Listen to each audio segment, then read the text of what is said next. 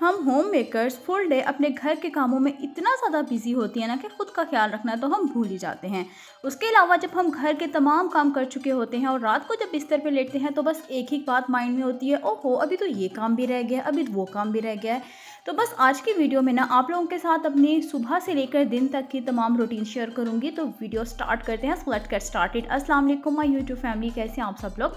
उम्मीद करती हूँ आप सब ठीक ठाक होंगे। अल्हम्दुलिल्लाह मैं भी बिल्कुल ठीक ठाक हूँ। तो व्लॉग स्टार्ट हो रहा है आज सुबह मॉर्निंग से और सबसे पहला काम जो मेरा होता है ना वो होता है जी अपने रूम की क्लीनिंग। तो सबसे पहले मैं बच्चों के बेड को अच्छे से क्लीन कर लेती हूँ जैसे ही बच्चे जाते हैं। उसके अलावा फिर अपना बेड की बारी आ जाती है क्लीन करने की। फिर बच्चे स्कूल जाते हैं, बच्चियाँ हैं हेयर ब्रश करती हैं ना, एक तो मैंने उनके अंदर हैबिट डाली हुई है कि आप लोगों ने ना अपने हेयर ब्रश में से बाल लाजमी साफ़ करने हैं, निकालने हैं, उसमें से डस्टबिन में उसको फेंक देना है। बट बच्चे हैं अक्सर भूल जाते हैं। मेरा बेटा तो वो तो भूल ही जाता है ना, और जो बेटी है वो भी अक्सर भूल जाती है। तो बस मेरा काम होता है कि सुबह ही जो है ना अपना बेड क्लीन करूँ, अपना रूम क्लीन करूँ, उसके बाद जी अपना जो हेयर ब्रश है ना उसको क्लीन करूँ। क्लीन करने के बाद जो है ना ड्रेसिंग पे मौजूद तमाम चीज़ें, जैसे ये मैंने कप रखा हुआ है, इसके अंदर ब्रशेज़ रखे हुए हैं, उसके अलावा ड्रेसिंग के ड्रॉर्स वगैरह हैं उनकी क्लीन कर लूँ। क्योंकि क्या होता है कि मैं अपने घर की क्लीनिंग से पहले, मोपिंग और झाड़ू से पहले मेरी कोशिश होती है कि तमाम ड्रॉर्स को अच्छे से क्लीन करूँ। जितनी एक्स्ट्रा चीज़ें हैं ना, फेंकने वाली, वेस्ट करने वाली चीज़ें हैं, उनको मैं ना साथ ही वेस्ट कर दूँ। बार बार ना करूँ कि पहले घर की क्लीनिंग हो रही है, मोपिंग भी हो चुकी, डस्टिंग भी हो चुकी, बाद में मैं अपने घर के तमाम ड्रॉर्स को क्लीन कर रही हूँ। नॉट, मेरी कोशिश होती है कि घर में क्लीनिंग से पहले ना, मतलब कि मोपिंग और डस्टिंग सब चीज़ों से पहले मैं अपने घर के तमाम ड्रॉर्स को अच्छे से क्लीन कर लूँ। उसके अलावा पहले अपने घर को समेट लूँ, फिर उसके बाद झाड़ू और टाकी की बारी आए। तो यहाँ मैंने अपने कमरे में मौजूद तमाम ड्रॉर्स को अच्छे से क्लीन कर लिया था। फिर मैंने बिस्तर वगैरह साफ़ कर दिया था। उसके अलावा जी एक हैबिट आपके अंदर ये लाजमी होनी चाहिए, अगर तो आपके साइड टेबल के पास जो है ना चार्जर लगा होता है, तो उसको अगर चार्ज आप नहीं करें ना तो सुबह के टाइम आप उसको उतार के साथ ही उसको ड्रॉ के अंदर रख दें। क्योंकि मेरे घर में भी छोटे बच्चे हैं मेरे, तो वो क्या करते हैं, मुझे डर होता है कि कभी वो उसको मुँह के अंदर ना डाल लें। तो आप लोग भी जो है ना इस तरह से अपनी एक हैबिट बना लें कि जब चार्जर यूज़ नहीं हो रहा ना तो उसको अपने दराज में रख देना है। उसके अलावा जी उसके बाद आ गई थी मैं दूसरे रूम में। यहाँ पे बच्चे सुबह के टाइम रेडी होते हैं तो कपड़े तो इसी तरह फेंक देते हैं, क्योंकि जल्दी इतनी होती है उनको, उठते ही नहीं है, या फिर उठ जाएं तो बस फिर फटाफट से वो रेडी होते हैं, नाश्ता करते हैं। बट ये रूम मैंने फटाफट से साफ़ कर दिया था। तमाम कपड़े जो बास्केट के अंदर डालने वाले थे वो मैंने बास्केट के अंदर डाल दिए थे। तो फिर जी मैंने सोचा अपनी यूट्यूब फैमिली को ना मैं दिखा देती हूँ आज बड़े मज़ेदार से आड़ू। मेरे रूम से बाहर ना आड़ू का दरख्त लगा हुआ है, इस तरीके से नीचे लगा हुआ है। सबसे पहले आड़ू का है, आड़ू के साथ अंगूर की बेल है, अंगूर के साथ जो है ना वो उसका है अंजीर का दरख्त है। इतने मीठी, इतने मज़े की, और आड़ू भी माशाल्लाह इतना ज़्यादा भरा हुआ दरख्त था। क्योंकि अब ना एक दो दफ़ा और बारिश हो जाए ना तो फिर इतने मज़े के इसके ऊपर आड़ू लगते हैं ना बिलीव में। तो यहाँ पे जो है ना अंगूर भी इसके ऊपर बहुत अच्छा लगता है, जो ब्लैक वाला अंगूर होता है बीज वाला वो लगता है। बट इसके जो आड़ू और अंजीर है ना ये तो बहुत ही मीठी और बहुत ही बेहतरीन है। तो ये देखें कितना ज़्यादा माशाल्लाह पूरा दरख्त भरा हुआ था। उसके अलावा जो मेरी नेबर्स हैं ना पीछे, वो भी आ गए, वो देख रही थी कि मैं वीडियो यहाँ से शूट कर रही हूँ। तो वो भी मुझे कह रही इस दफ़ा मेरा हिस्सा तो बनता है। तो बस फिर मैंने कहा जी आधा हिस्सा हमारा आधा आपका। तो बस यहाँ पे आड़ू के बाद जी देखने के बाद मैं आ गई थी नीचे किचन में। मैंने फटाफट से बना लिया था खाना। मेरी कोशिश होती है कि 1 बजे से पहले मैं अपने किचन के भी तमाम काम ख़त्म कर लूँ, क्योंकि बच्चे आ जाते हैं 1:30 बजे। 1:30 बजे तक जो है ना मेरे घर का हर काम डन हो चुका होता है। तो फाइनली यहाँ पर जो टाइम हो रहा था ना 11 बजे का टाइम था सुबह।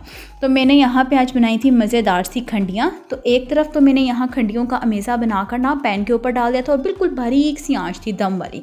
तो मैंने कहा जब तक ये पक रही है ना तो मैं फटाफट से बर्तन भी वॉश कर लेती हूँ। तो फाइनली यहाँ पे मैंने बर्तन भी अच्छे से धो दिए थे। धोने के बाद सिंक को भी मैंने अच्छा से क्लीन कर लिया था। सुबह में पराठे बनाए थे, जो चकला बेलना होता है ना उसको भी मैंने अच्छे से वॉश कर लिया था जी। यहाँ से सारा काम मैंने अच्छे तरीके से डन कर लिया था। अच्छा, मैं क्या करती हूँ, जैसे जैसे खाना बना रही होती हूँ ना, एक मेरे अंदर भी हैबिट है और मेरी काफ़ी बहनों के अंदर भी यही हैबिट होगी कि खाना बना रही होती है ना साथ साथ जो है ना अपना किचन क्लीन कर रही होती हैं। तो फाइनली यहाँ पर जब मैं आई तो ये काफ़ी मतलब हाफ डन हो चुकी थी। बस मैंने इनको जो है ना फोल्ड किया और बस इसको मैंने कटिंग कर रही थी, और साथ ही मैंने दूसरे पे ना चूल्हे के ऊपर इसका मसाला रेडी होने के लिए रख दिया था। इतने मज़े की बनती है ना, ये मेरे बेटे को बहुत पसंद है और आज वो मुझे कह के गया था मैंने ये खानी है पराठे के साथ। तो मैंने वाइट आटे के पराठे बनाए थे, फाइन आटे के, और साथ में मैंने बनाई थी ये खंडियाँ। तो यहाँ पे जी बन के तैयार हो गई थी। अभी मैं आपको फाइनल लुक दिखाती हूँ इसकी। तो ये रही मज़ेदार सी खंडियाँ, बहुत डिलीशियस बनी थी। किचन के भी मैंने जब खाना बना के तैयार कर लिया था, उसके अलावा जो बर्तन मैंने वॉश किए थे साथ ही मैंने वो भी समेट लिए।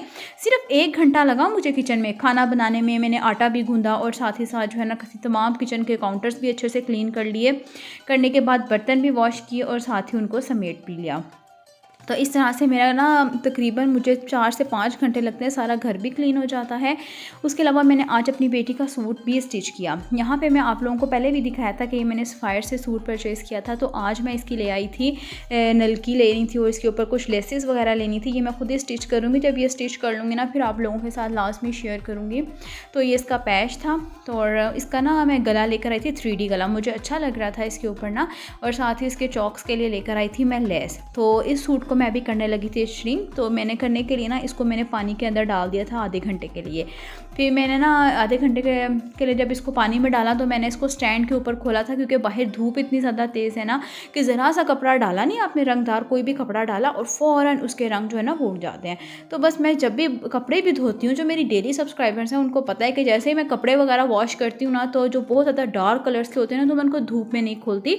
मैंने स्टैंड रखा हुआ है, बहुत ही अच्छा है। बस मैं उसके ऊपर तमाम कपड़ों को अच्छे से खोल देती हूँ। तो फाइनली यहाँ पे मैंने सूट भी श्रिंक कर लिया था अपना, और करने के बाद जो है ना स्टैंड के ऊपर खोल दिया था। फिर मैंने इस सूट की तकरीबन रात में मैंने कटिंग भी की थी, आप लोगों के साथ कल की वीडियो में शेयर करूँगी। अच्छा, फिर उसके बाद मैं चली गई थी जलबरी पे। जलबरी पे से ना मैंने ना अपनी बेटी के लेने थे कपड़े। अच्छा, मैं पता है क्या करती हूँ, मैंने हमेशा क्या करती हूँ कि अपनी बेटी, मेरी माशाल्लाह अल्हम्दुलिल्लाह 2 बेटी हैं, और जो मेरे आम यूज़ के मतलब अच्छे वाले जो मेरे कपड़े होते हैं ना, जो बिल्कुल अच्छी कंडीशन में होते हैं, जैसे ये वाला मेरा सूट था, ये बिल्कुल न्यू सूट था, बड़ी अच्छी कंडीशन में था।